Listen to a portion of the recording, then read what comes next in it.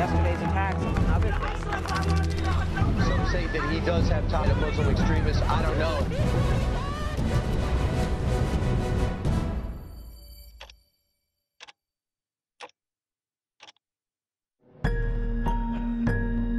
CIA, after a long and distinguished... What's the worst nightmare for an intelligence agency? The moment its spies start to disappear. The agents and sources, so carefully recruited and nurtured, often over many years, simply vanish, one after the other. This is apparently the case with the CIA, as a cable from the agency's counterintelligence said America's Central Intelligence Agency has lost too many of the people it recruited from other countries to spy for the United States in recent years. This news raises some very important questions like, has the CIA lost its touch?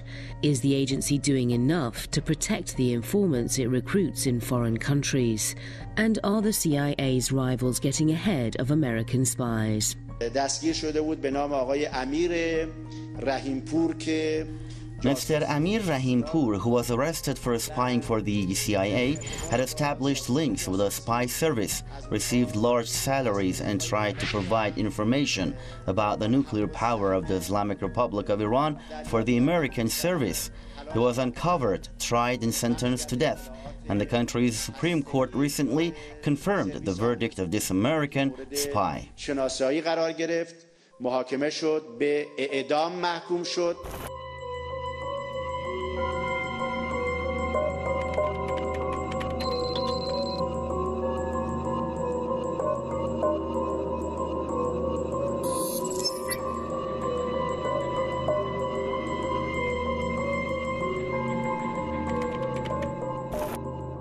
The cable's report matches the news coming out every now and then about CIA sources who were arrested or executed.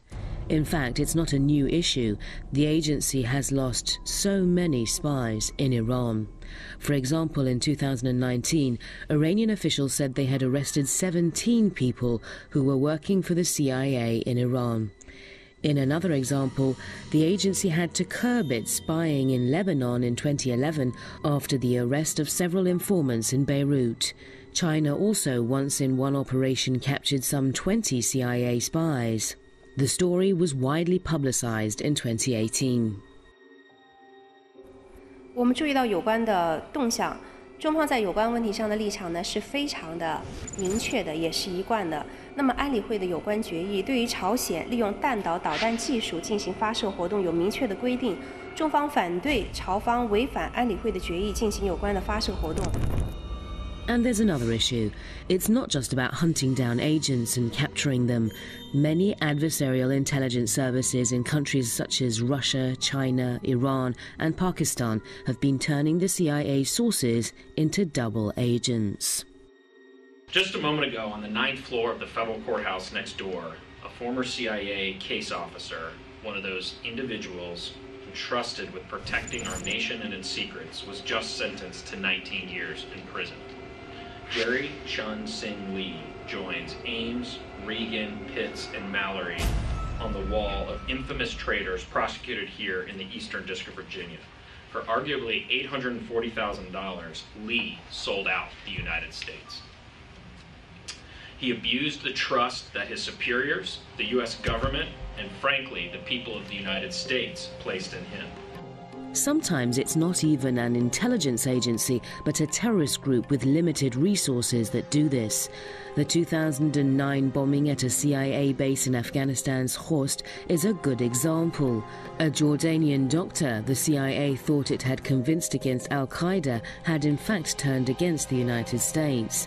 The man blew himself up and 7 CIA agents were killed. The same CIA that was responsible for numerous coups and chaotic political shifts in the world now seems that the agency's skills in training informants or thwarting rivals have become old and rusty. At the same time, CIA rivals have become more powerful and focused.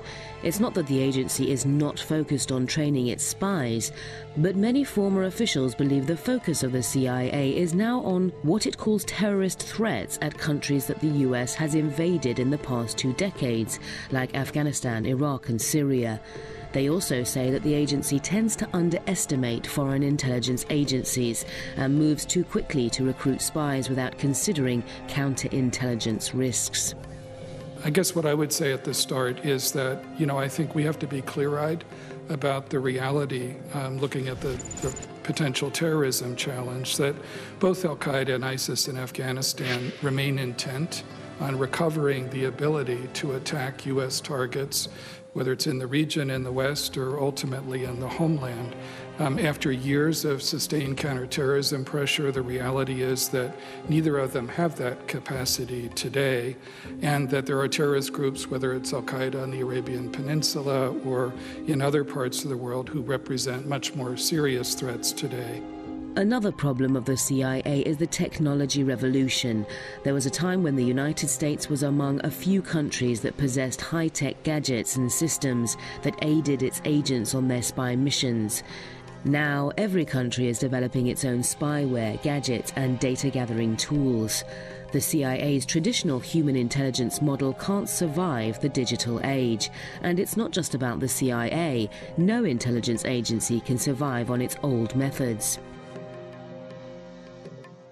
If confirmed, 4 crucial and interrelated priorities will shape my approach to leading CIA: China, technology, people, and partnerships.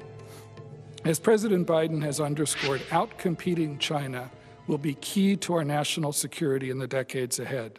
That will require a long-term, clear-eyed, bipartisan strategy. Nearly everyone agrees that social media, cell phones, facial recognition technology and supercomputers that crunch big data have dramatically complicated the business of espionage. The technology revolution relationships. In other words, the CIA's decades-old spying model has been overtaken by technology. There are many intelligence officials that strongly believe that with careful planning and professional operation, covert intelligence gathering by agents and others can still work. But history has shown time and again that even the most carefully planned operations can be uncovered with the help of technology. In 2010, a high-ranking member of the Hamas resistance movement, Mahmoud al-Mabhouh, was found dead in his hotel room in Dubai. It took Dubai police less than a month to find those behind the killing and expose them. It was a plot by Israeli intelligence to assassinate Mabhouh. Dubai police uncovered the plot by assembling CCTV videos of the Mossad agents. The Israeli team used a method called solid tradecraft, and technology exposed them. The most recent example is the assassination of Jamal Khashoggi, the Saudi journalist who was brutally killed and dismembered in Istanbul. The story of his assassination by rough agents hired by the Saudi Crown Prince filled the internet in less than a week after his disappearance. CCTV footage, facial recognition tools and phone records revealed everything. So the technology revolution is not only the problem of the CIA, but every other intelligence agency in the world.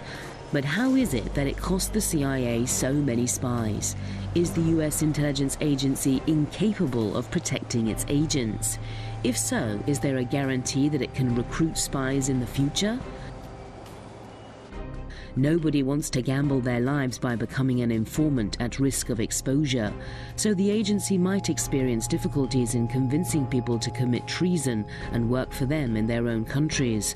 Of course, the CIA has never relied on any spies for collecting information. It has many ways to gather data for its analysts to craft into briefings for policymakers, but the networks of humanists around the world are very much the centerpiece of CIA's efforts. The kind of intelligence that the agency is supposed to be the best in the world at collecting and analyzing. Former officials of the agency say recruiting new informants is how the CIA officers earn promotions, and judging by the recent Cable report, it's safe to say the CIA officers are not doing the very best they can. Or maybe they do, They're just not good enough, or maybe the rivals are just better than them.